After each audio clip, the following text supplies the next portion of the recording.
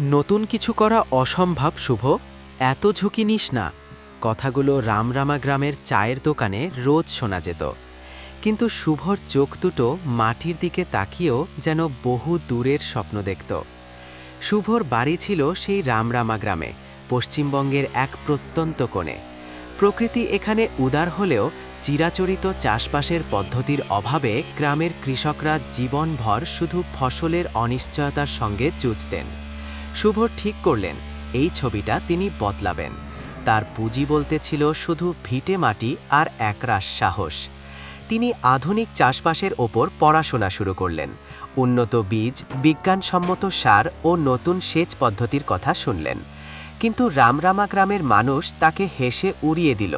এসব শুহুরেকেতা এখানে চলবে না, তাদের স্পষ্ট কথা। শুভ শুরু করলেন একা। প্রথম বছর নতুন প্রযুক্তির ব্যবহার করতে গিয়ে তাকে বিরাট লোকসানের সম্মুখীন হতে হলো। ভারী বৃষ্টিতে তার স্বপ্নের বীজগুলো পচে গেল।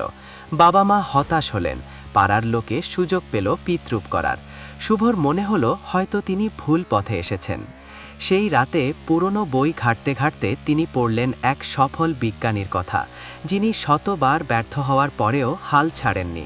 শুভর মনে যেন নতুন করে চেত জন্মালো। পরের বছর তিনি আরও সতর্ক হলেন।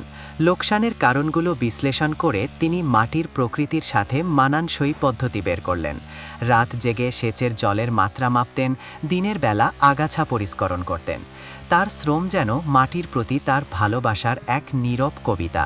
সময় পেরোলো। একসময় সেই হাসি ঠাট্টা বদলে গেল বিস্ময়ে। যখন শুভ তার ক্ষেত থেকে স্বাভাবিকের চেয়ে ৩ গুণ বেশি ফসল ঘরে তুললেন, তখন পুরো রামরামা গ্রাম অবাক। তার ফসল শুধু বেশি হয়নি, দেখতেও ছিল সুন্দর ও স্বাস্থ্যকর। শুভ তার সাফল্য নিজের মধ্যে আটকে রাখেননি। তিনি রামরামা গ্রামের অন্যান্য কৃষকদের ডেকে তাদের নতুন কৌশল শেখালেন।